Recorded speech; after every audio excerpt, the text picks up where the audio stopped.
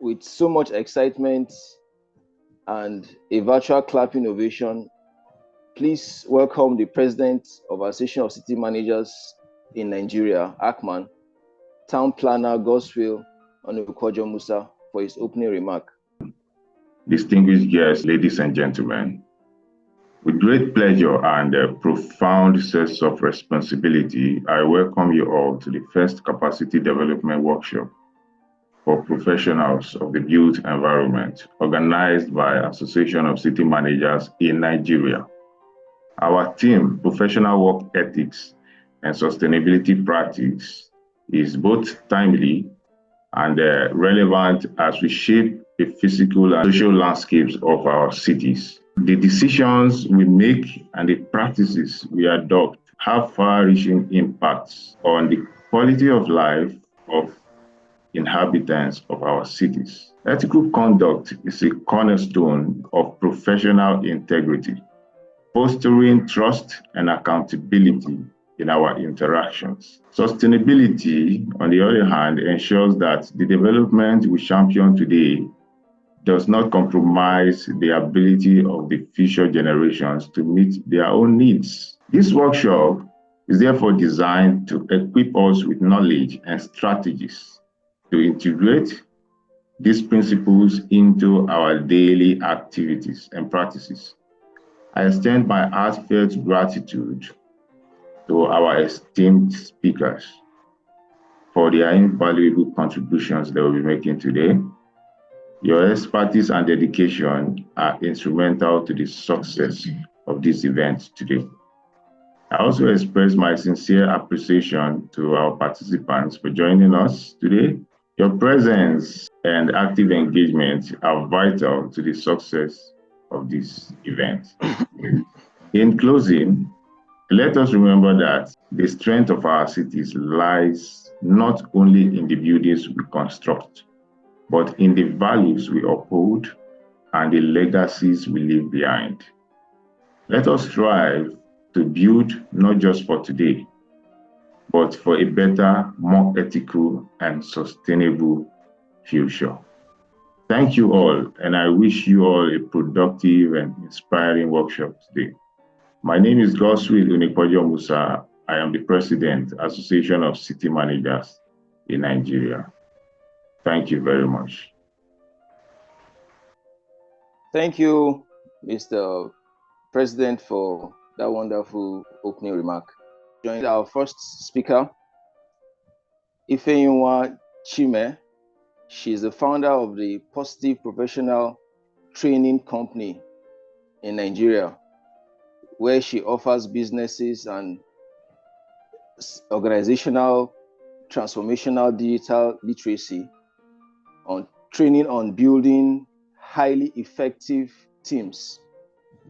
She has working experience in Nigeria and the United Kingdom. She loves teaching children and supporting others on their journey. Please, with a virtual ovation of clapping, can we welcome our first speaker for the first section?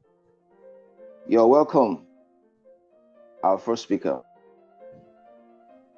Thank you. Good morning, everyone. Can you hear me clearly? Yes, good morning. Yes. Good morning. Those at the back, can you hear me? Yes, we can hear you. Back, oh. Okay, good morning this morning. It's a beautiful morning. And I'll just say a carol to everyone who can speak Yoruba. Shedada new. I know Engineer Adegoke should be Yoruba. In Akwana, Yaya Aiki, for those in Abuja and in the north. I hope I'm right. Is it Yaya Aiki? Yaya Aiki is how his work, right? Yes, you're right. Okay. Then Inti Bonde Wono. Ekene Mono. Any Igbo in the house?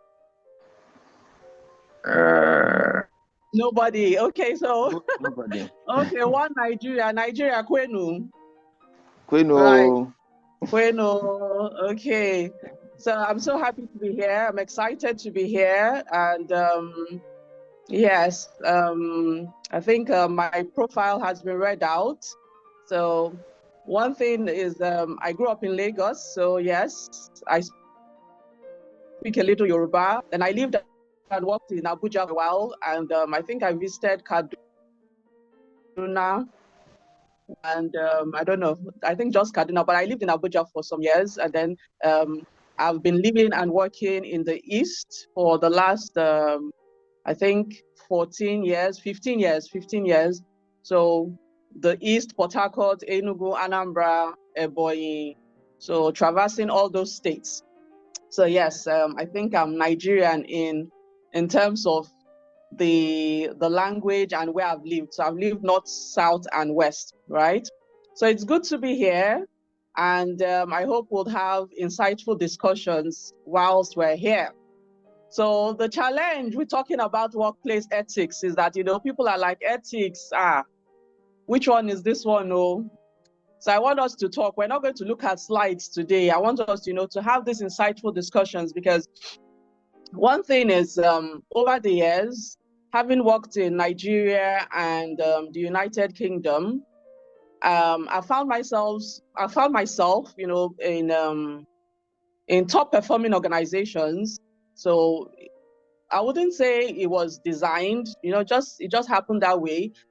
Starting with my internship with Shell Petroleum, working as an intern in the late 90s, then moving on to youth service, working for the Central Bank of Nigeria, which of course is the Apex Bank. And I was with the Trade and Exchange Department. So in that department, there were different units, but I was in the Import Supervision Office. So I was privileged to have worked with, my colleagues in the Central Bank at the time. So we used to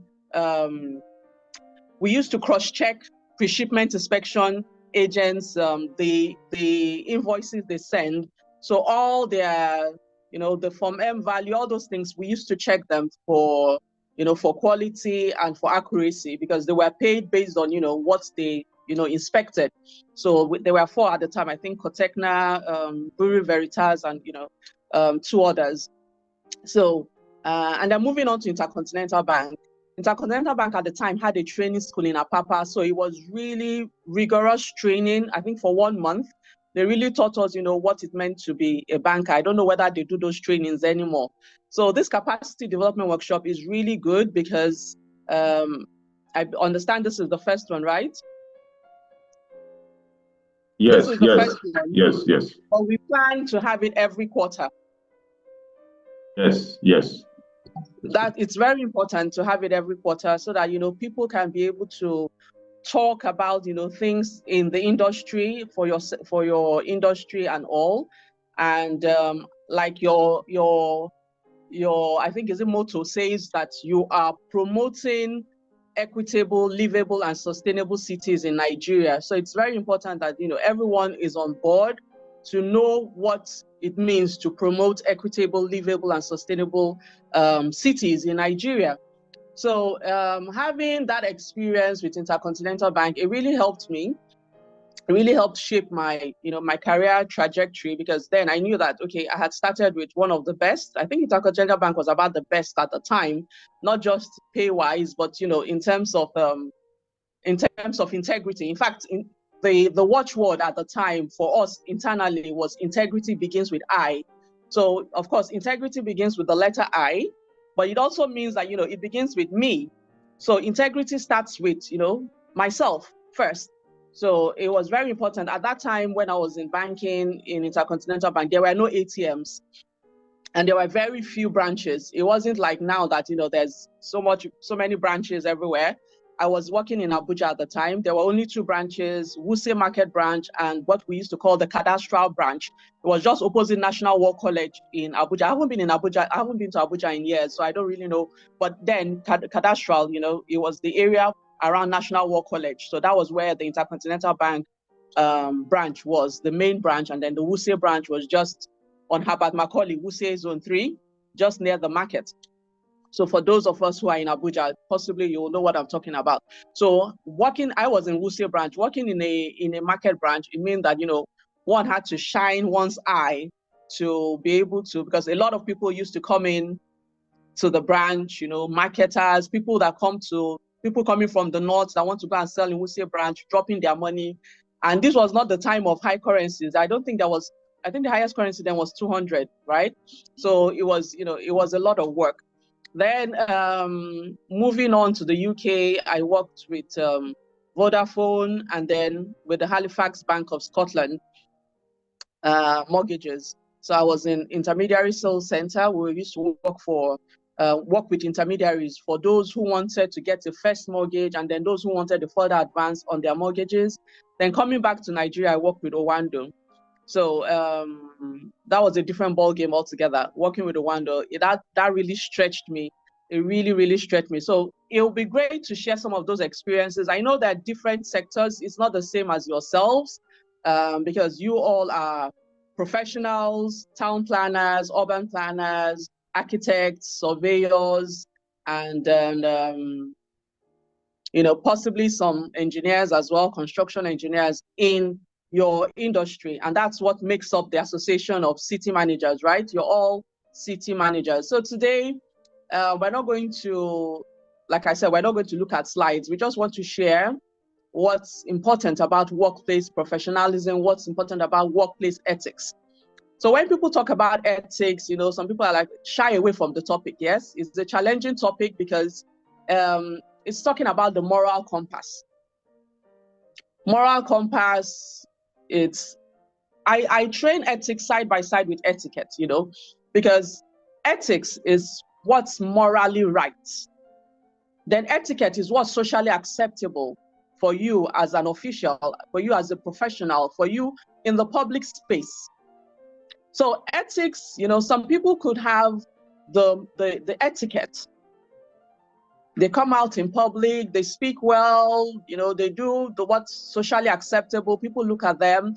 But when they go in, there's no morals there. When they go in, when I say when they go in, when there's this saying, man, be true to yourself, right? I hope we're still following, nobody is sleeping. Yes. So, okay, thank you.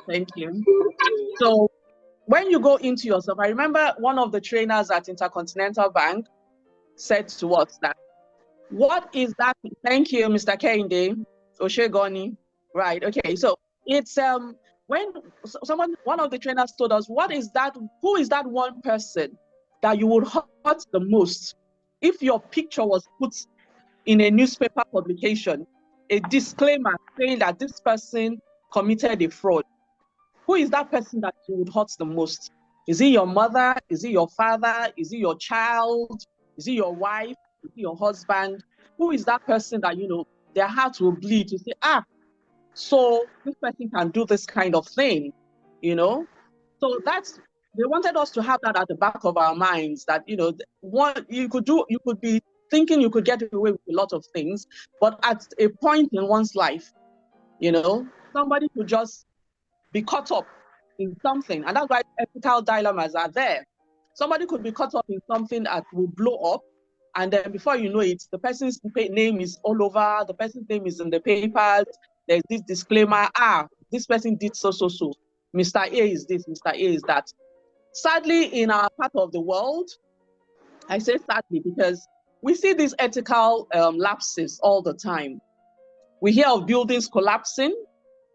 I think that was the one that happened in Lagos, somewhere was it Lekki or Ikoyi?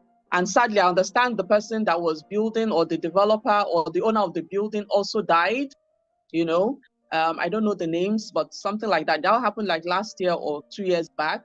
And then there have been others we've seen, buildings collapsing and all. Those ones could possibly be the materials being used. It could be other things. So these are the things we're going to look at.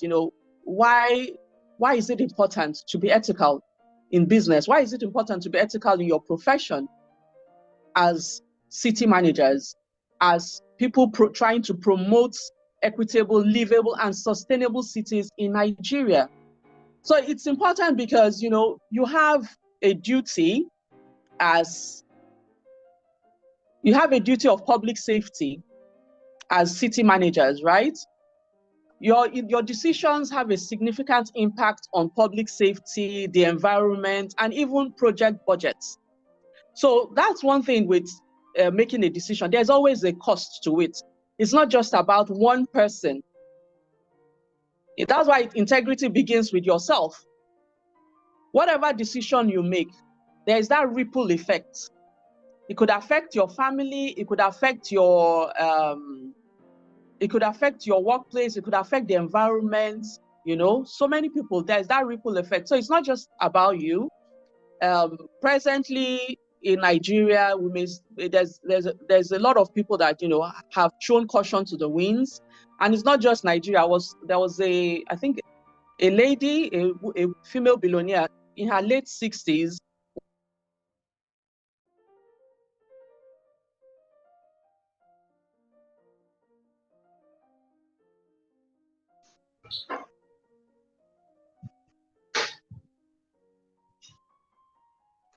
One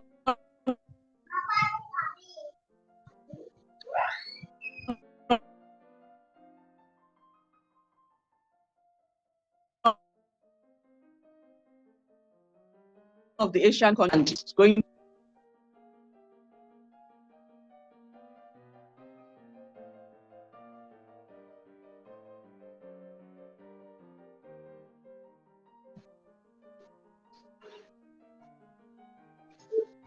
Hello?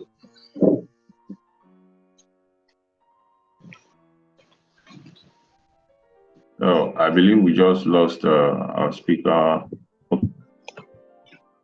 She's back.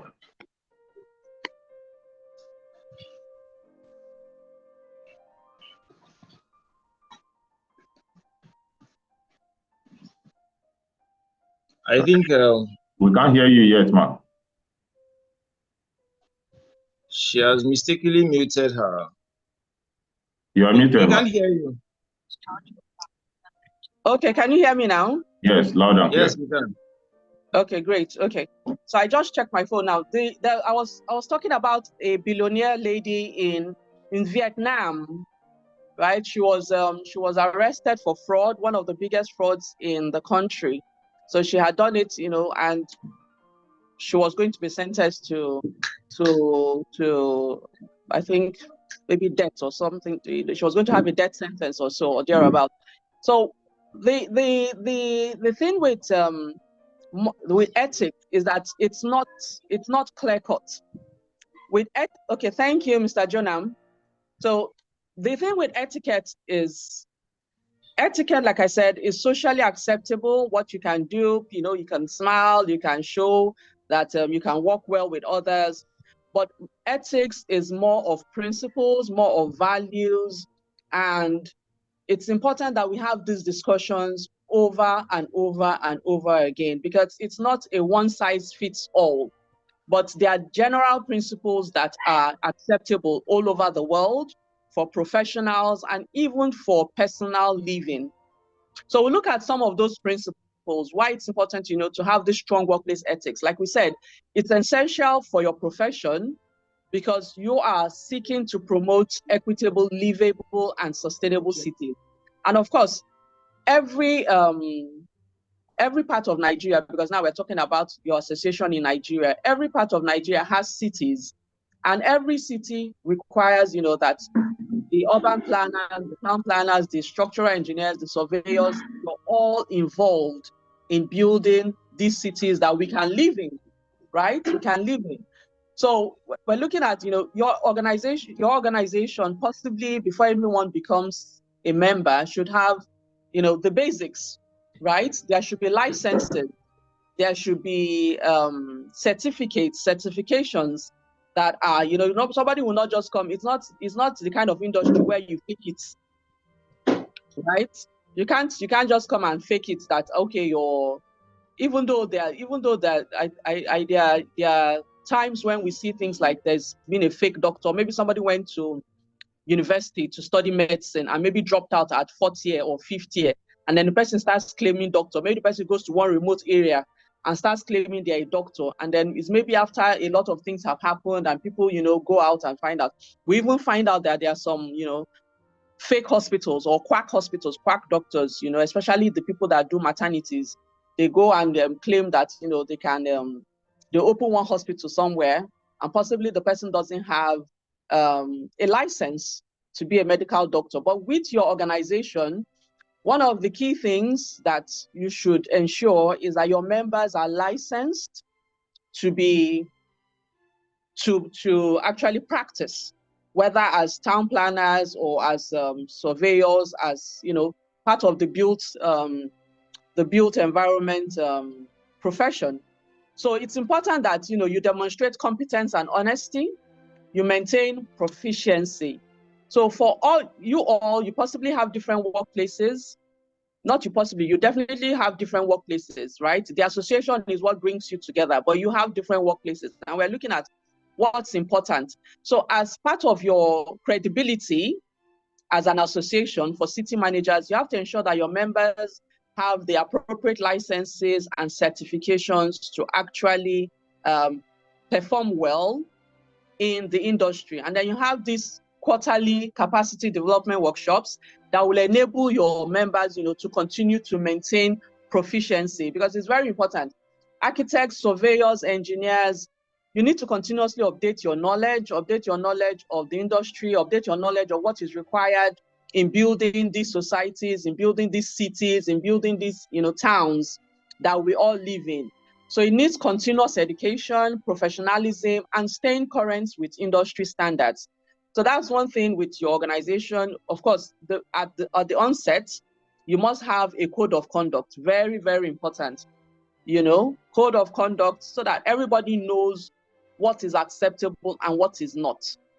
You must be able to stand for something. If you don't stand for something, you will fall for anything. Do we agree on that? Just put it in the chat. Do we agree that if you don't stand for something, you will fall for anything? Those at the back, can you hear me? Yes, we agree. Okay, all right, thank you. Okay, Engineer Babatunji said yes. Okay, Mr. Jonam, all right, thank you. So we must be able to stand for something. If we don't stand for something, thank you, Mr. Kende. If we don't stand for Mr. Kende, where is Mr. Taiwo? Or is it Mrs. Taiwo? Where is your twin? All right, okay, so we must be able to stand for something. There must be a code of ethics. Even in the mafia world, even in the cult world, don't ask me how I know. All right, Mr. Kende, okay, is a he. Mr. Taiwo is not here. All right, thank you. So even in the mafia world, even in the cult world, even in the whatever, even amongst thieves, let's tell ourselves the truth. These people, they have a code. You can't do anyhow. If you do anyhow, you will see anyhow. I think that's how they say it. You do anyhow, you see anyhow. So it's important that there's a code of conduct. Everybody wants to work with somebody that is loyal. Even, like I said, don't ask me how I know, but it should be common knowledge that whether mafias, whether cultists, whether thieves, they require a sort of, there should be some integrity, there should be some loyalty, there should be some proficiency in whatever it is they are doing. If not, everybody will say, okay, let them join the cult. But they are laid down, let me call it rules. You can't do anyhow. If not, the person will get killed or the person will get whatever. So you can imagine those are people that we are like, these people, we don't talk about them. But if they themselves can have a code of conduct, then what of we that are professionals? We should have a code of conduct. We should be able to maintain proficiency. We should be able to maintain professionalism. We should be able to maintain ethics. And that's why it's great that there's an association that is here to guide, so that if there is anything, okay, say, okay, which organization we're looking for, say somebody to make minister of industry, or we're looking to make somebody minister of works and housing. Even though it may not work out that way in Nigeria, Nigeria is politics and all that, but this is why these associations are important, so that there is accurate representation of skills. It should be part of the ethical code of conduct of the association or in your workplace. That if you say you're this professional, you should be able to accurately represent the skills that you profess. That is why you're professional. You're professing a particular industry sector. This is why I am here. And because I'm here, if I'm in banking, I should be able to represent the skills of a banker. If I'm a town planner, I should accurately represent my skills. I shouldn't be bought over because of, we should honestly represent the qualifications and experience. It's like a client comes to a doctor. Let me not say client. A patient comes to a doctor. So the patient says, okay, the doctor definitely has to ask the patient, what is it headache? Is it stomach ache? Is it earache? To get this. And then the doctor will now, based on the experience, the skills, and the certifications, will be able to bring about a diagnosis. Sometimes the patient may say, it's not like this, it's not like that. But the doctor should be able to say, okay, based on my, certifications and all, this is my diagnosis, and this is the prescription. So that's part of the ethics of our profession. Somebody comes, okay, we want to build this city. We want to build this estates. We want to build this, we want to build that. And we need these professionals. Part of, the professionals that make up your association. We need an architect, we need a this, we need a that, we need a that. So if the client wants to cut corners, you should be able to stand your ground. You're the professional. You should say, no, not because of the money, not because of this. I will accurately represent. As an architect, this is what is necessary, and you stand by it. As a town planner, as a surveyor, as this, so that we can promote these equitable, livable, and sustainable cities that we're talking about. So that's about accurate representation. Then verify information. As professionals in the built environment, we have a responsibility to ensure that, the accuracy of data used in designs and reports, they are accurate. That's the ethics we're talking about. So that if somebody comes from whether US, China, Singapore, wherever, and they look at it, they'll say, yes, this is verifiable. Remember last year, go and verify, it was raining. Go and verify. So the go and verify, you should be able to stand by it as a member of this association in your workplace. When they say, okay, oh, Mr. Keide Muritala, go and do this for us. So I'm using your name because you're here, okay? Or they say, Mr. Jonam, right? Or Engineer Babatunji, or me, Mrs. Chime, go and do this design, go and do this report. Let your work be proof that anybody can verify. So think about it. When you're doing your work, let it be proof that anybody can go and verify. It should be verifiable. That's part of the ethics that we're talking about. So then we should look at client and public safety, right? We should prioritize public safety. We shouldn't just think about, okay, I think there was a time there were these blocks, building blocks that we use now. These people that mold blocks, I think they're supposed to make 6 inches, or is it 9 inches now? I don't know which one. So people were bringing out videos that, these people were cutting corners. They were not actually mixing it very well, and saying these blocks will just crumble. They will sell the blocks will just crumble, and it's just a waste of resources, waste of manpower, waste of everything. So it's important that public safety is prioritized. Whatever resources, whatever materials are being used, it is ethical that we insist on using what is best for public safety. Not the one that they'll say, Mrs. Chime, are you the one that designed? Are you the one that did this building? Why? What happened?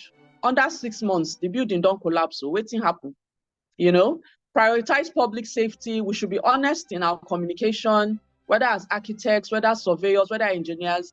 Let us be transparent with our clients about our potential risks and limitations of their designs. Okay, client comes now and says, okay, on this property that is a bungalow, I want to now build maybe somewhere like Onitsha that they have all these, their high-rise buildings.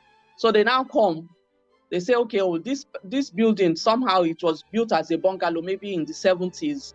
The person has retired, the person that built it, and now because the person has retired, or the person is about retiring, the person wants retirement income. Come, Mrs. Chime, come and design. Let us build 12 stories, flats. no consideration for where people will park, no consideration of, you know, those risks, those limitations. And you say, okay, oh, chief, bring the money. Let us start.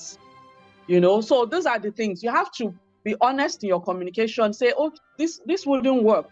Yes, there are other buildings in Onitsha that have this, you know, 6 stories. I'm talking about Onitsha because I've been to Onitsha, you know, so I know how it is. There may be other cities that are like that, but Onitsha is prevalent for having, Lagos too, some areas of Lagos, but Onitsha is prevalent for having some of these high-rise buildings. There's no space. In fact, we used to joke that if you just pushed your hand outside your window, you can touch the person's window in the next flat because there is no space, no parking space. People park on the road and all that, you know. So it's important that you say, oh, be honest in your communication. What are the risks? What are the limitations of building? You should be able to say, okay, oh, this is good, but it's not the best for public safety. It's not the best for the environment. It's not the best for sustainability, right? We dey follow, so abi we dey sleep? Are we here? Yes, we dey follow. We're here. All right, thank you. So it's important that we avoid conflicts of interest. Thank you, Mr. Sheyi. Thank you, Mr. Lemby. All right. So important that we avoid conflicts of interest. Definitely, there will be situations where personal gain could compromise professional judgment. Right? Very, very important. The only time in working with the public that I would say this happened to me, so that we're sharing experiences here, is when I worked with Owando. So I worked with as a commercial branch manager at first, and then I later on in my career, moving to Port Harcourt, I worked with retail and commercial at the same time. I was sales manager overseeing retail and commercial. So, and then I was in Port Harcourt.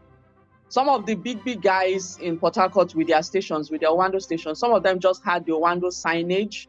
That is, we call them gallonages. It was just the products. They were the ones handling the station. The station was theirs. So we had company-owned service stations, COSSs, and then there were gallonages that, you know, they paid Owando to have the signage, but they had the property and all.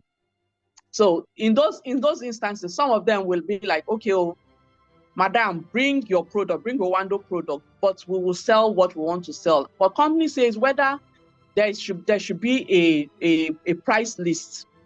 Company-owned service stations sell at this, then those that gallonages, there should be a markup. You know, you can't just sell anyhow. And part of my duty was to go around to ensure that this was being done. Apart from other duties, you know, I still had to work with commercial customers. Those are customers that had their own companies and all. So, but the headache I had with conflict of interest was these people. They wanted me to look the other way why they did anything they wanted to do. You know, why they, you know, even some of them, because filling stations, I'll be honest with you, they used to tamper the meters. They used to tamper, that's the pump machines, right?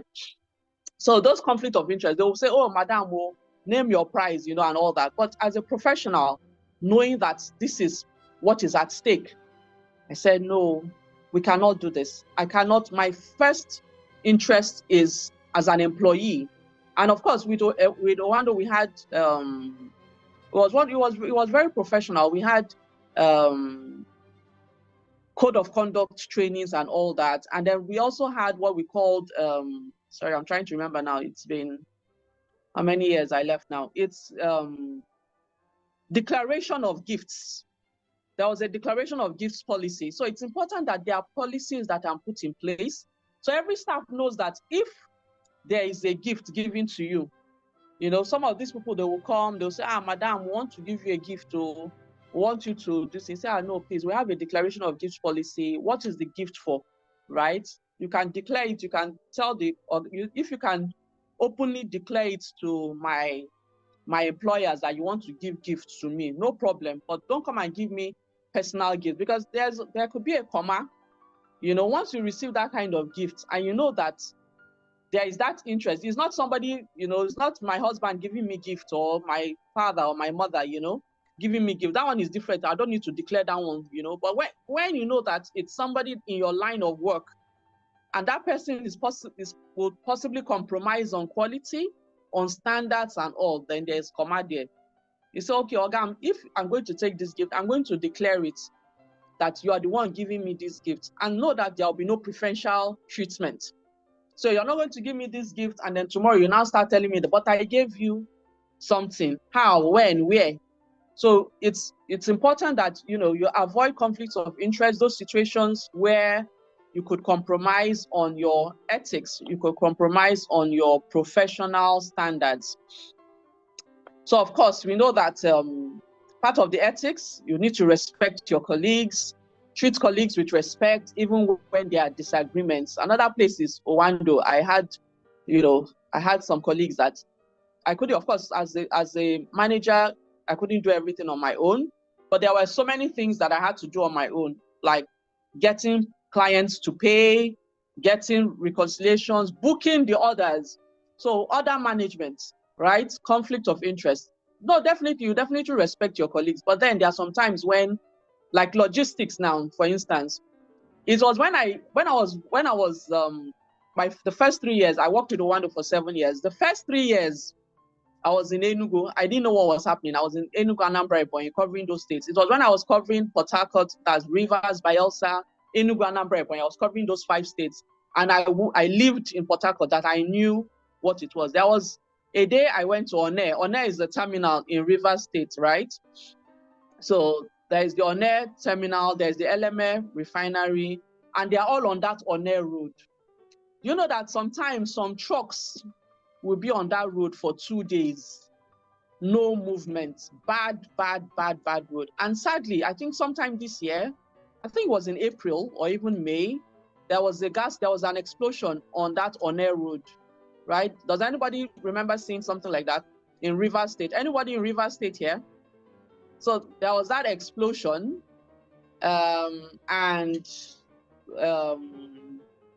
of course, a lot of people died, their cars and everything. So I remember there was a night I was there for hours. There was, okay, yes, Mr. Shea, Mr. Matthew, yes, you read about it.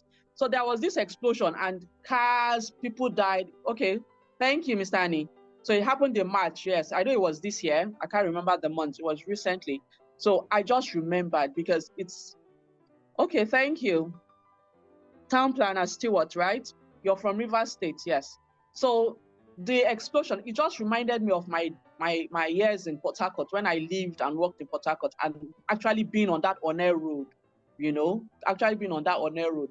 And there are many times people have scratched my car. I won't even come down because I'm the one driving, I'm the one answering phone, I'm the one telling customers, you know. So back to the story. Sometimes there are disagreements. You're calling logistics. I have a client that has paid for maybe 2 trucks of petroleum, PMS, premium motor spirit, that's fuel, as you call it, right? The petrol, you know. So there are different products. Some will pay for diesel, that's AGO, the automated gas oil. Some will pay for kerosene, if there is anyway, because most of the time, no kerosene. But so the logistics person is telling you they've loaded the truck. Okay, track the truck now. The supplies people track the truck.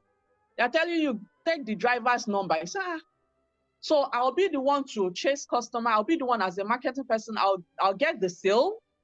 I'll get the money, ensure the money is in the bank. I'll book the order, ensure that, yes, everybody can see it on the Oracle system. Then I send you email, logistics, see this order, please get a truck, get a reliable truck and send. Then all you can do is to tell me, take the driver's number and be tracking by yourself. So it's difficult to feel respectful at that time with a colleague when you put in so much effort, you're the one, and then you want them to track and find out. And most of the time when you call the driver, they're like, Madam, I'm close, Madam, I'm close. But I will tell you, petroleum tanker drivers, don't trust them. Don't trust them. Some of them could be chilling with one of their girlfriends in maybe one remote place like that. Whenever they like, if you pray very well, they will arrive with your product, and then the customer will start calling you and all that, angry and all that. So yeah, so that's one of the things I'm talking about. But with your own industry, it's different. but still you need to respect your colleagues, whether you're working with surveyors, whether you're working with architects, you know, it's a joint effort. I just had to bring in that part of my own story to show you that sometimes you can't succeed alone, right? As a salesperson, I still had to work with logistics and supplies. I still had to work with the finance department and all.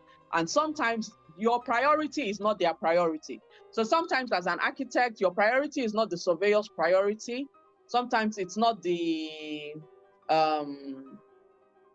engineer's priority. So it's for you still to be able to work the ethics of your profession, still respect your colleagues, be able to put your thoughts across, your opinions across without being disrespectful. So treat your contractors fairly. It's part of your ethics of the profession. Ensure that there's fair and unbiased treatment during the selection and evaluation of contractors. Now, so when it's a big contract and you are the city managers, you know, ensure that, you know, there's fair treatment of contractors. Ensure that you're selecting the right contractors. Like I said, conflict of interest. So it's not somebody that has given you, what is it called now? That has given you something. We should be team no shishi. Who knows what no shishi is? Tell me in the chats. Are we team no shishi here? Mr. Ani, Mr. Kehinde. Who else did I see? Okay, Mr. Jonam. Let me be calling our names. Are we sleeping here? Wow, we're 21 participants now. Okay. We know they give shishi. Okay, good. That's it. That's the town planner Stewart. Okay, we know they give shishi, but we they collect? No shishi. Okay, goodness. I don't know if goodness is a man or a woman. Permit me to, I like calling people by their titles, but if I don't see your title here, okay, no shishi, that's town planner Stewart. We dey here, be we know they. We know they give. We they give shishi, be we know they give. We they take. We know they take. We know they take. Okay, so we are team no shishi. We are obedient to no shishi, right? Okay. All right. So just you know, to make sure everybody's following. So please, the next thing about professional conduct as ethical professionals, we need to report unethical behavior. As an association, we should have zero tolerance for unethical behavior. Thank you, Engineer Babatunji. Yes, we know they give, we know they take. Thank you. So it's important that there should be a policy on unethical behavior so that we're not running around when it happens. We should be proactive, not reactive. So it's important that we already have a code of conduct. It's important that we have policies in place because policies guide you so that, okay, for instance now, in an environment where there has been no theft, right? There has been no theft. Let's say in a workplace, there has been no theft. But to guard against it, you put a policy in place. If there is theft, what's going to happen? If there is theft of maybe, if it's money or there's theft of property, what's going to happen? So that people already know that there's a consequence for unethical behavior. When there's no policy in place, when something happens, then you become reactive, you become confused. It's important that you are proactive about your association's code of conduct, you're proactive about your policies, you're proactive about consequences. So that when unethical behavior, you know, when we talk about whistleblowers, a lot of whistleblowers are anonymous. And you can't blame them because in a country like Nigeria, some whistleblowers are killed. So these are the things, but you have to have a policy in place. Whistleblowing, is it going to be anonymous? Is it going to be, say your name with confidence if you're sure? So that it's not, how did they say it? It's not, you go explain, no evidence. All these social media videos. There's this one they say you go explain, you get explain, no evidence ahead. So we need to be, we need to have what I'm trying to point out is there has to be a way of, so that it's not just anybody is coming to report, oh, we saw Mrs. Chime doing this, doing that. Where is the evidence? So these are the things as an association, if you haven't thought about, as part of your ethical professionalism, think about the policies you need to put in place to avoid unethical practices, to avoid unethical behavior. Very, very important. Please, President, Town Planner Musa, please, are you here? You're listening? Yes, yes. Thank you. Code of conduct, your policies, it's very important. You need to be proactive about it. You have an environmental responsibility. Very important. You have to, of course, I believe Engineer Babatunji is going to talk about sustainability in detail, but it's very important that you have sustainable design practices. It can't just be anything goes. Like I said in the beginning, you must stand for something, otherwise you will fall for anything. There has to be a way that your practices are sustainable, they are equitable, they are livable. These professionals strive to incorporate sustainable design principles so that you minimize environmental impact. Of course, we're hearing climate change, we're hearing this, we're hearing that. Places like rivers, I don't even know how they manage. I'm sorry for those still living in rivers, but I'm so happy that I left Rwanda when I left. I was actually pregnant at the time, so it was stressful. I had to leave. So, but after I left, this black soot something in the environment, and people buy food in the market, the black soot, it settles everywhere. I don't know what causes it. I don't know whether it's the gas flaring in Port Harcourt or in the rivers area, but whatever it is, still as professionals in the built environment, think about the environment, think about the impact of what we do as professionals in the built environment. Is this sustainable? Is this equitable for everyone in the public space? Then be aware of environmental regulations. You need to be ethical. Okay. Town planner Stewart says it's caused by artificial. Sorry, I didn't get that. I'm not wearing my glasses, but I know that I can see clearly since I'm not reading so much. But yes, so it's important that we're considering the environment, because when we're talking about built environments, built cities, but we want something that is sustainable. We want our practices to, last the test of time. Some of the houses like I mentioned on Onitsha, some of the houses there were built in the 60s and the 70s, and they're still standing strong. And then we look at some houses in some other places, you see them crumbling. So it's important that we efficiently use the resources that we have. Very important. We should advocate for the efficient use of the right resource. Okay, illegal refinery. Okay, illegal refinery. Yeah, you can imagine. So this is still something that the government should do. Possibly someone somewhere is getting shishi, is getting bribes to look the other way, and people's lives are being endangered. People are, eating, sleeping, drinking the soot, because it will affect the water, it will affect everything. It's terrible. So it's important that we use the right materials in the construction process of the cities that we are building. It's ethical, it's important for the public safety, for the public space, and we need to adhere to environmental regulations. That's part of the ethics. Of course, if you don't adhere to environmental regulations, there are fines, there are consequences. These are the things that we need to look at, right? So I don't know whether, I really didn't look at the time I started, but am I still to continue? The moderator, I didn't get your name. Am I to continue, please?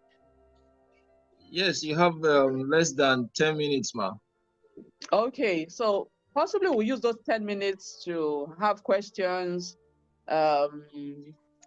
And I don't know your sector as well as apart, from, what we see on your day to day. And of course, I know what you're promoting, and I've given you some instances from my own experiences. So I'd like to hear from you, from your own experiences. What do you think are the ethical dilemmas? Like I said, it's ethical is more of the moral compass. You know, these things are funny. It's not funny in the sense that you laugh about it, but in the sense that sometimes there's no black and white rule. So it's something that you have to have real value. You must have values. What do you value?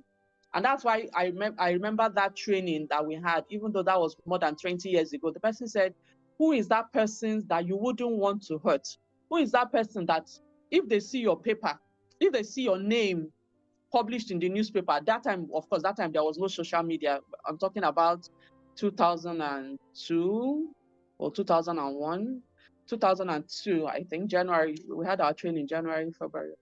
So there was no social media then. So it wasn't about your name on social media. This was about if the newspapers were the major means of disseminating information. If your name is published in the newspaper, they see your name, then I wasn't married. They see your name, Ifeyinwa, this, and who would bleed to see your name in something unethical? So those are the things we should put at the back of our minds when we're doing our profession. It shouldn't just be about the material gains or the coins we may get at this time. It's more about posterity. We should be thinking about, because this is a sad one, but sometimes things like this jolt us to reality. This week, the ex-CEO of Conga, who they said is also, or was also the CEO of, I think, D-Light, a solar energy company. It's alleged, because I don't know, I'm not there. It's alleged that he committed suicide by, jumping off his balcony in his home. So I don't know. That's why I'm saying it's alleged. So sometimes we really can't put a finger to it. What caused this? By all indications, successful financially and all that. So these are the things we should think of. Posterity. We should think about what would we be remembered by? What is our reputation? What is our image? What do you want your children to think? Because the report I read was that he called his daughter. I don't know who gave that information, but the information is that he called his brother in possibly the US or so, and then he also called his daughter from an estranged marriage. I think he's divorced, or he was divorced because it's late now, and told his daughter that if she needed to look for him, she should look at the sky. Who gave that information? I don't know. But this is how this news flies around. So that's the thing. Think about the news that you want to be. What do you want people to hear about you, right?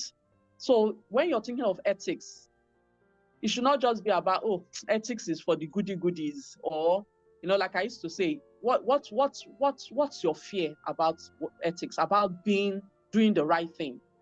Because even in our homes, we want the domestic staff, we want them to do the right thing. But are we doing the right thing?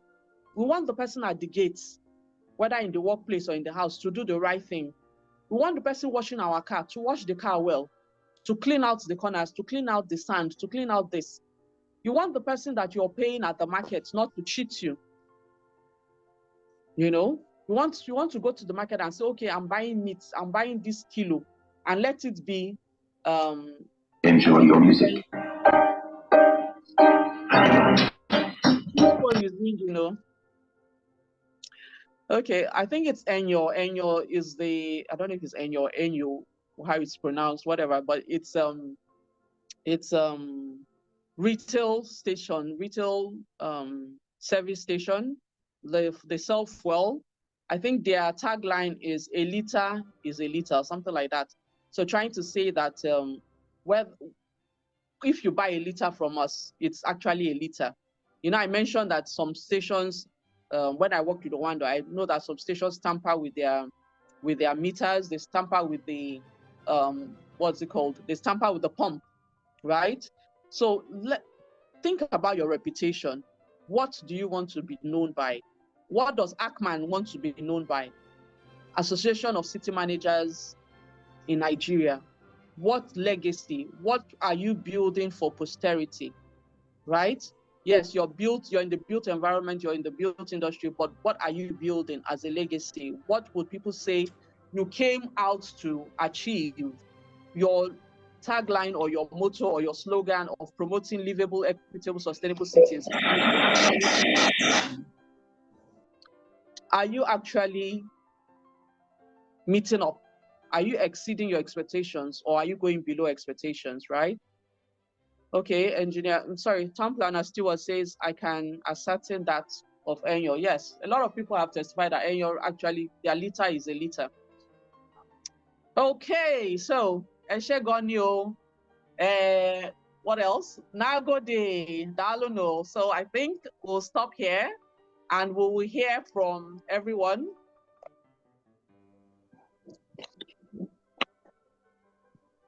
Okay, we want to thank our speaker for such a wonderful presentation. Even if there was no slides, it has been very educative and it has actually changed my dimension, my thoughts about ethics. Speaker. Thank you very much. Who is engineer Babatunji Adegoke, who will be speaking to us on sustainable practices. I would read out his profile briefly. Babatunji is a seasoned construction and project management advisor with many years of experience in delivering complex projects in various sectors. He holds a bachelor's degree in civil engineering, a master's degree in construction management, and several professional certifications. Babatunji has delivered exceptional results across various sectors, including banking, residential, offices, mixed-use development, and infrastructure. He is a renowned trainer and public speaker and has contributed immensely to the development of professional associations. So to speak to us right now on implementing sustainability practices in our organizations and to adopt strategies and actions that promote environmental, social and economic well-being, we introduce engineer Babatunji. You may have the floor, sir. Welcome. Thank you, Architect Rhoda, for the introduction. I also wish to thank Mrs. Chime for a wonderful presentation on ethics, which I can relate to. Thank you. I'm also using this opportunity to appreciate ACMAN. Although I've not heard about you until recently, but from the way I'm seeing, your organizational skills, and I'm quite impressed with the way you're running the organization. Thank you. Honestly speaking, I'm not just using this to make you happy, but because I've been involved in many, and I know how they what they do. So I'm quite impressed with the way you've been going about your association. Without wasting much time, I would like to share my slides and start the presentation.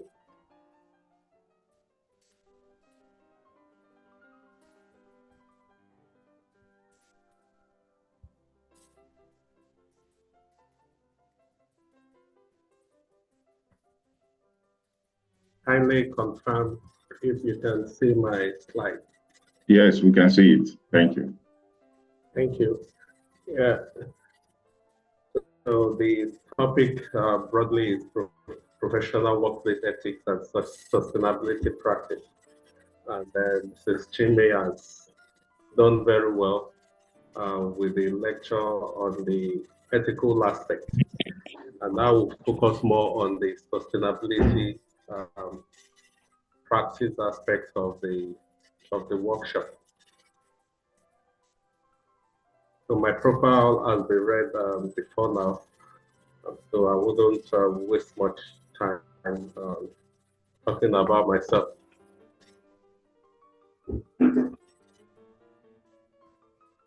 Okay, so when we talk about sustainability practice or sustainability, some people see it as something ambiguous, something very complex. But sustainability um, should not be this complex or ambiguous as people think. As a matter of fact, humans naturally have been living in the sustainable world before the advent of modernization. You know, in the past, people live in their huts made of the materials that they can readily find around them.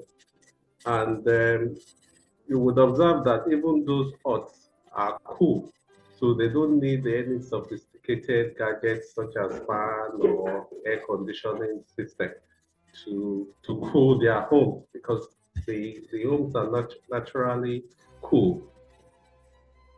So sustainability has been right from the advent of mankind, and the modernization, as a matter of fact, brought about a lot of environmental hazards and degradation. So sustainability is multifaceted.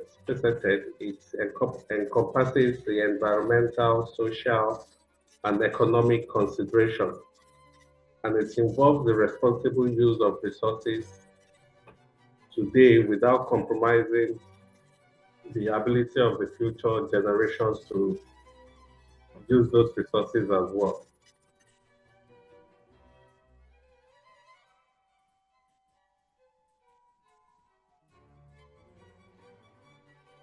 I guess my Can you hear me? Can you confirm if I'm still audible? Yes, you are. Okay. Okay. Okay. So, what does sustainability actually mean? Yeah, the general definition is that it's about taking care of today's needs without compromising the needs of the future generation to meet their own needs. But it's beyond that. Sustainability is about reducing our impact on the environment. It's about making sure that what we do does not have adverse impact on the environment. Mrs. Chime mentioned about the black suit that covers, almost everything in Port Harcourt. I remember my experience traveling to Port Harcourt as well, right from even before the plane lands, when the plane is still in the sky, you would have seen, gas flaring and gas flaring, in some places. This is not what a livable city should be like. I still wonder why we flare gas in this part of the world. I would have expected that those gases be converted into, some other usable forms, and that's sustainability. We can't say because we are we are refining oil, which is the oil provides a means of livelihood to people.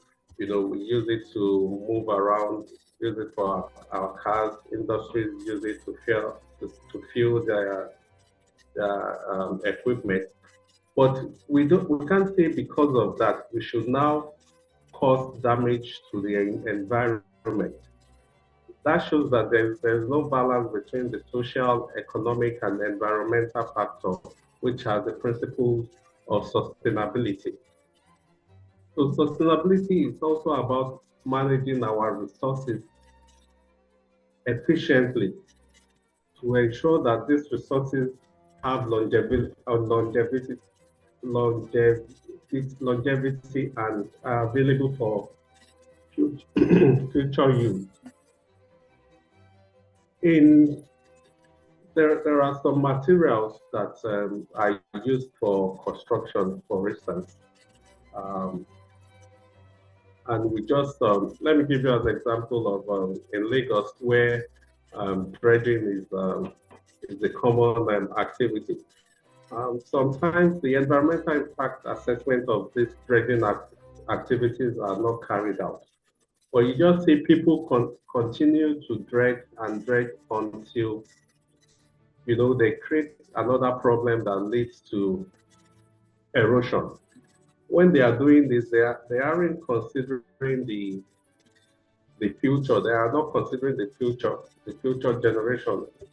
What impact will they have in the future? They are just particular about today, about what they can get from the dredging activities today. So, like I stated earlier, sustainability is about how we balance economic, social, and environmental needs. That is, we have to, when we are thinking about sustainability, we look at the economic aspect. That is, does it provide jobs for the people? We look at the social aspect, that, you know, how can people benefit from it? Does it make them happier? Is the sustainable design, you know, inclusive? And we also look at the environmental needs, the impact. We look at the environmental impacts of the sustainable future that we are considering. So when we are looking at, yeah, like I stated, sustainability is a balance between social, environmental, and economic considerations. I call this C, I use C as the acronym. So when you are thinking about sustainability, think about C. Look at the social impact, look at the environmental impact, look at the economic impact. For example, in the design and construction of a road, say Lagos Calabar Expressway, if we want to consider how sustainable the construction is, we have to look at the social aspect. That is, when people are driving on the road, for instance, how happy will they be? How happy will these people be? Are there, you know, enough green areas? Is there a place where they can stop to use the, you know, the toilet? Is there a place where they can park after driving a certain distance for them to relax and then just enjoy nature? So these are some of the social considerations that can be looked at. We also look at the environmental, that is, what is the impact of the road construction on the environment? As the environmental impact assessment being conducted to make sure that the impact on the environment is not too hazardous. Have we looked at the life of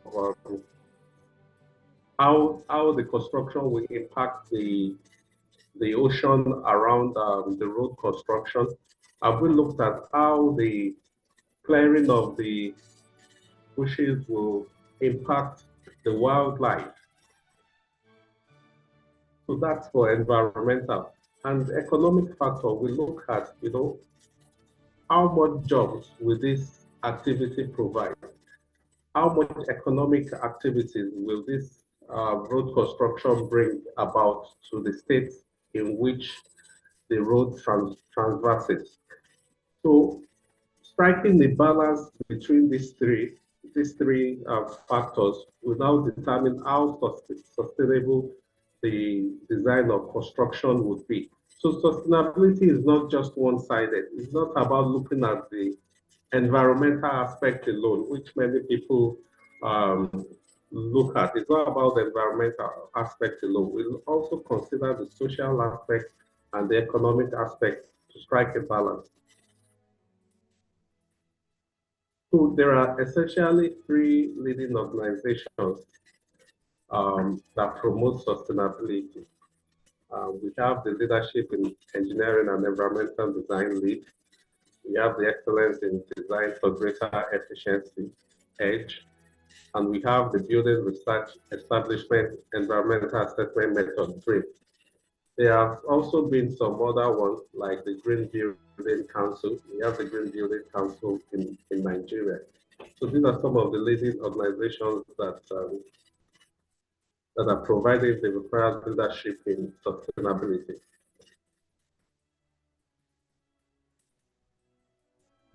So now let's look at how we can imbibe sustainability as professionals. We are talking about ethics. Ethics, they say, is the art of every profession, and ethics distinguishes professionals from others in the marketplace.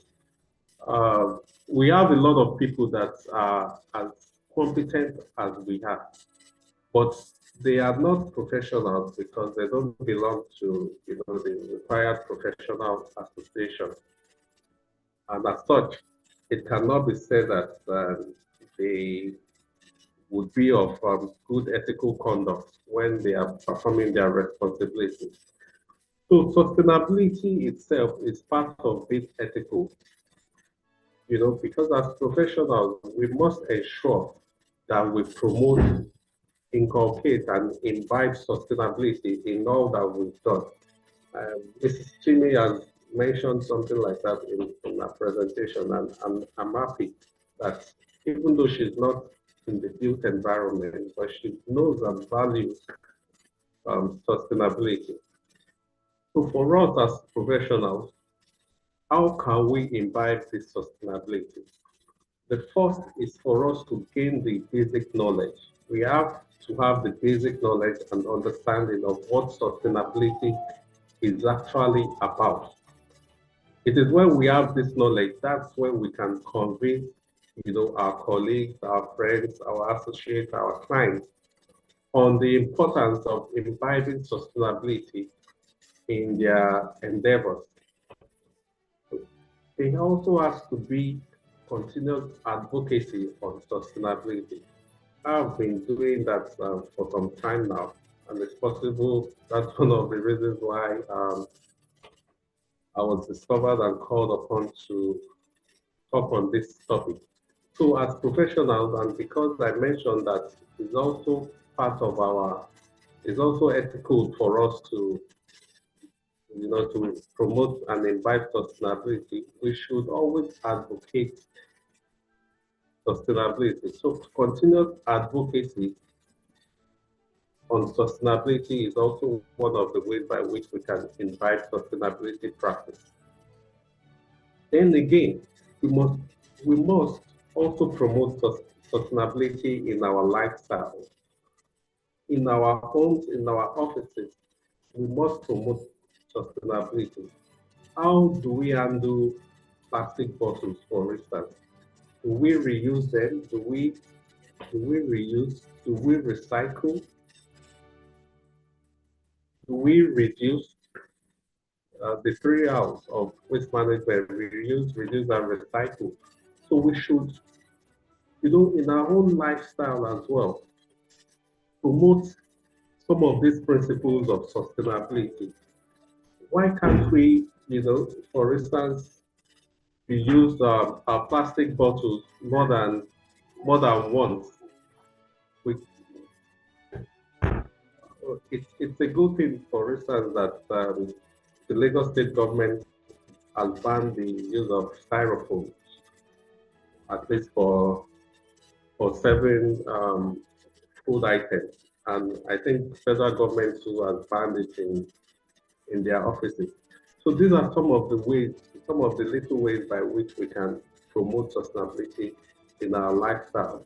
How do we manage waste in our home, for instance? Do we separate the waste that are degradable from the plastic bags and the bottles, for instance? So as much as possible as professionals, we should imbibe the simple sustainability practices so that we are seen as walking the talk, so that we are not just seen as just talking. We are seen as practicing it. Then again, as professionals, we can incorporate sustainable practices ideas on our projects. Sometimes when you introduce these sustainability ideas on your project, some people who are not sustainability conscious might just think that once this one says that we are talking about this, we are talking about waste management, we are talking about plastic or how to recycle content.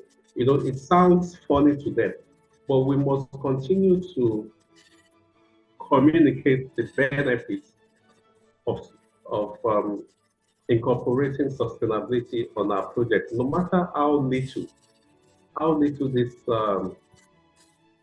these practices can be adopted. Because it's by us doing this continually that people will eventually now want to listen that, okay, this person has been saying this thing over and over again. Can we try it? Can we look at using solar power systems instead of relying on the um, eco-electricity distribution corporation, for instance? You know, can we look at harvesting rain? Can we look at ways by which we can reduce the wastage of water? Can we look at ways of recycling our waste so that they can generate gas that can be used in cooking? So we have to, you know, think about these ideas at the beginning of every project, and then encourage others to, you know, incorporate it on the project. I know there has always been a lot of resistance, especially in this part of the world. I've been on projects where sustainability, you know, we've said that at the beginning of the project that we are going to incorporate sustainable practices of sustainability in the project. But by the time the designers commence their work, it was business as usual. There was nothing different. There was no, you know, no sustainable ideas, nothing different from the ways they've been doing. We have to insist at times that, okay, we've been doing this thing this way. Why can't we try it the other way? Why can't we try it in a sustainable way? So what are the challenges of sustainability? One, there is lack of adequate awareness. It's good that ACMAN has deemed it fit to discuss this topic. So I must appreciate you for that. But we need to continue with this. There has to be a continuous awareness. We need to let people know. We need to let our clients know. We need to let government know the benefits of sustainability. So we shouldn't stop here. There has to be a continuous advocacy. There has also been resistance to change, like I stated on one of the projects that I'm working on. That we said that, okay, we would introduce sustainable ideas, sustainable practices. We want the designers to come up with sustainable design, but it's just business as usual. So there's always resistance to change in everything, but as professionals, we must continue to advocate and encourage our colleagues to adopt some of these sustainable practices. We can start small. We don't have to start like we are in Sweden or Finland or in Germany, but we can start, you know, in our own little way. Either, you know, by recycling our waste, we can developing an estate, for instance, we look at ways by which the waste can be absolutely recycled and be reused in that same development. There has also been lack of political will. I haven't seen much of political will from the government, for instance, to promote and encourage sustainability. Although they talk about it all the time as well, we hear a lot of talk, sustainability, but even when you look at their projects, you hardly see anything anything to point out that they are really walking the talk. On my road, for instance, where I live in Lagos, the contractor started the reconstruction of the road. Um, and after a few weeks, we just discovered that the contractor has stopped working on that road. So one now begins to wonder. Now the road is in a state of disrepair. We are in the rainy season. We can't drive our cars, smoothly on the road. This will probably have, a psychological impact, health impact. The drainage system will start to breed mosquitoes, and then there will be rodents and all types of insects. So this is not sustainability, and that's why I'm saying that there is a lack of political will on the part of the government to promote sustainability. Even when you look at some of the construction that they are doing, you look at residential estates that government are building. The simplest thing to, the simplest way to adopt sustainability is to have trees, around this estate. But you just see buildings that are bare, and they just don't look like a natural environment to some of us.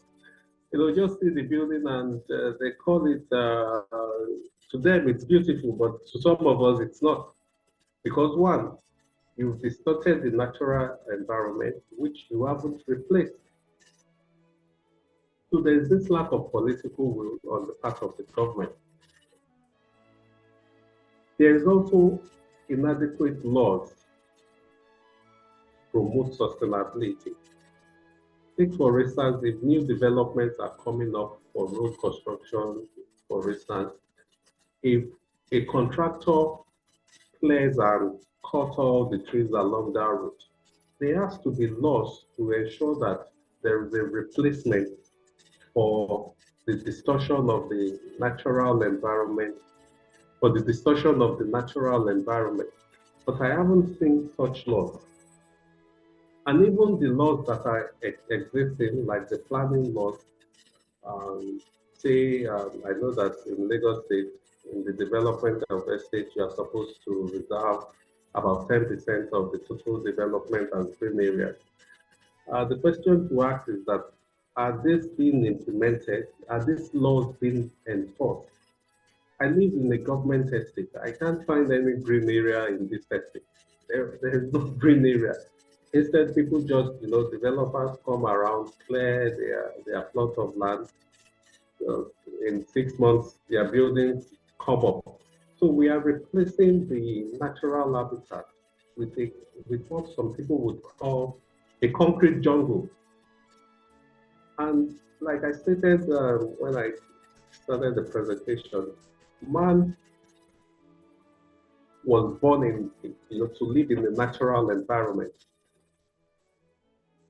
They are born to live in the natural environment. So when nature is not there in the environment that we are living, it begins to affect a lot of things. And budget constraints too is also a major factor why people are not adopting sustainability. Sometimes, when I keep referring to road construction, government have a budget and they only think about the road itself. They don't think about how the impact it will have on the natural environment. The Lagos Calabar Expressway contract was awarded, and the minister was being asked for the EIA report. And I don't think the minister was able to produce that. So the impact of the road construction on the environment was not adequately considered, although they probably considered the economic factors that it will, promote trade uh, along the states on that route. Uh, they also probably consider the social factors as well. So these are the challenges of sustainability. So what are the practical steps for integrating sustainability? As professionals, we have to be deliberate and conscious in integrating sustainability on our projects. It has to start from us. Otherwise, if we leave it to others, we may not achieve much. So there has to be a deliberate effort in integrating sustainable practices. If it means that you have to give an instruction to your designers that, come, I'm developing this estate and I don't want I want minimal distortion on the environment. If you are going to remove any tree at all, ensure that you plant two, or you don't even destroy the tree, you uproot it and put it somewhere else. Ensure that you engage, the locals on the project and incorporate them in the construction of the project, and also ensure integration of the project when they are completed with the locals. So it's not that you construct, you develop an estate, and at the end of the day, you fence the whole place out, and even the locals cannot have access to, the development that you've done. That's not a good way to promote sustainability, because that means the development is not inclusive. It's a lot. You are trying to segregate them from the from the development, and forgetting that the land originally belongs to them. So there has to be deliberate effort on our part to promote sustainability. We also need to adhere to regulations. There are few laws available, like the town planning laws that I stated in Lagos, where 10% of the total area of land for the development has to be allocated as green areas. So if we enforce and ensure that these laws or regulations are adhered to, we are promoting sustainability in our own little way. We can also reuse and repurpose. For example, we can reuse existing plant trees and use the materials that are found around. We don't have to. We should limit the way we import materials, whether from outside the country or outside the locality where the construction is, where our activities are ongoing. We should look at ways by which we can incorporate the materials around so as to limit, the effect of carbon emission due to transportation of materials from a long distance. And when we use the materials that are around us, we are also providing economic activities for the people in that locality. If we look at the architecture of the 70s and 80s, for instance, you would see that they used many of the local materials, like the stones. They use a lot of stones. They even use it as a decorative feature on the building. But now, unfortunately, we just want to import everything from China, from Italy, from Spain.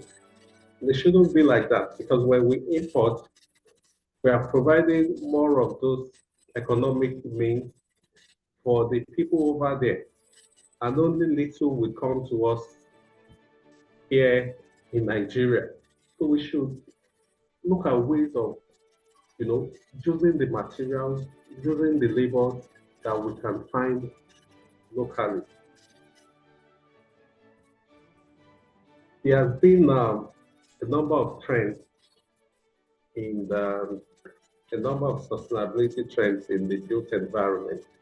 There is the green roof, which is illustrated in the picture here.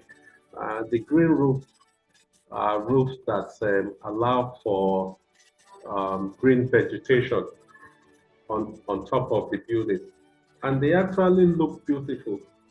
So these are some of those things we can also look at in our environment. When we distort the natural environment with our buildings, then we can look at ways of growing these plants on the roofs or the terraces.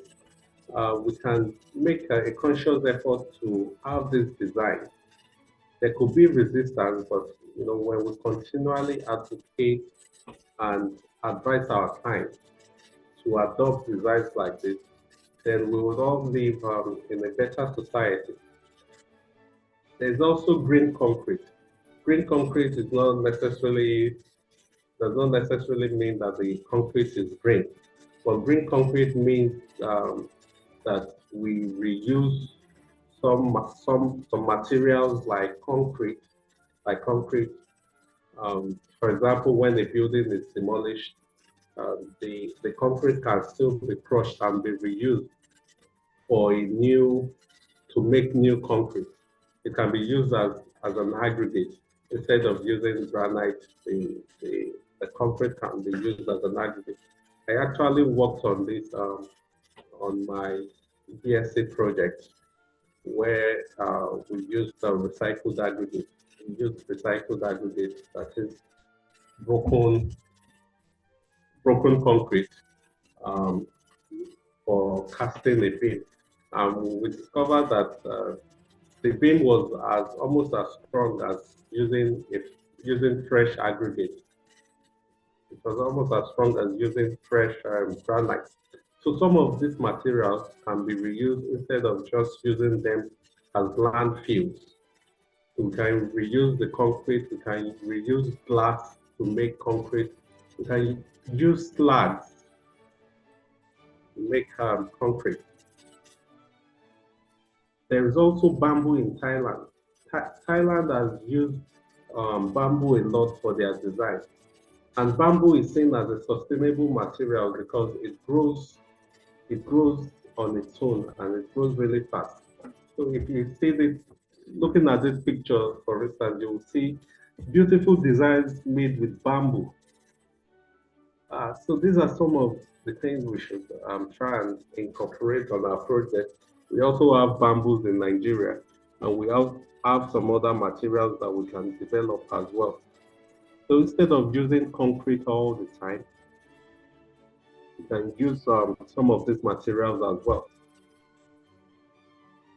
So energy-saving equipment and devices too can be used, such as LED lighting, high-efficiency HVAC systems, and smart home technology.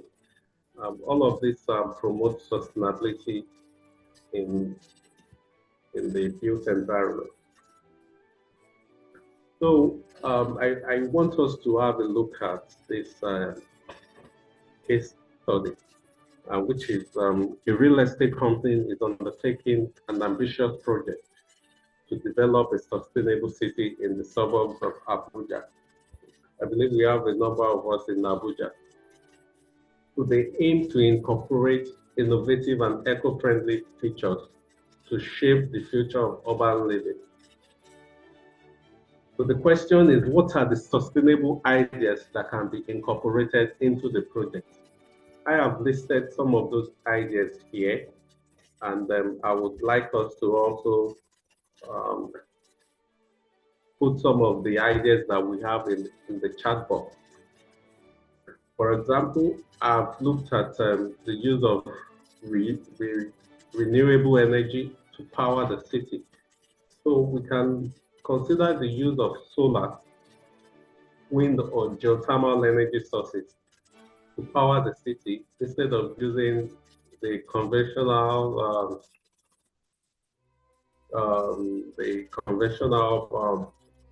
power supply system by the power holding distribution company. So we can look at using wind, for instance, using wind, using geothermal energy, that's energy from the earth crust, and solar. We have solar in abundance, so we can harness the solar energy and then use it. Although there has also been a lot of debate to dispose of these solar panels when they reach their end life. But for now, um, we still find a good use of solar energy. I see a building in Lagos there. I think it's Sterling Bank head office on the island, and they have solar panels wrapped around the building. Solar panels wrapped just like more or less like a curtain wall.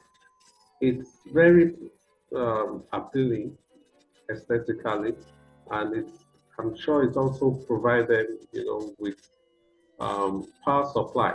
So what that means is that they will rely less on their generator, which will probably be noisy, and also, discharge um, green gases on the environment. So renewable energy can be used. Um, Water conservation can be encouraged. That is, the water from the project or from the estate can be recycled. I understand that in some countries, they recycle their water, and water can be recycled almost endlessly. You can always recycle and reuse water. So water conservation and recycling system can also be adopted in the estate. Green spaces can be encouraged. That is spaces where people can come as a family or individuals, relax in the park, play, stay. There should also be spaces like tracks where people can walk so that they could live, they could live healthier. There could be a bicycle track where people can ride their bicycles. So the estate can also incorporate sustainable transportation like walkable neighborhoods, electric vehicle charging stations, and robust public transport systems that are eco-friendly, just like the bicycle like I mentioned. So as professionals, we should always remember that it is part of our professional practice and ethics and responsibility to promote sustainability. We can't stop here. We should always continue. So as professionals, let's continue to play our part in the promotion of sustainability.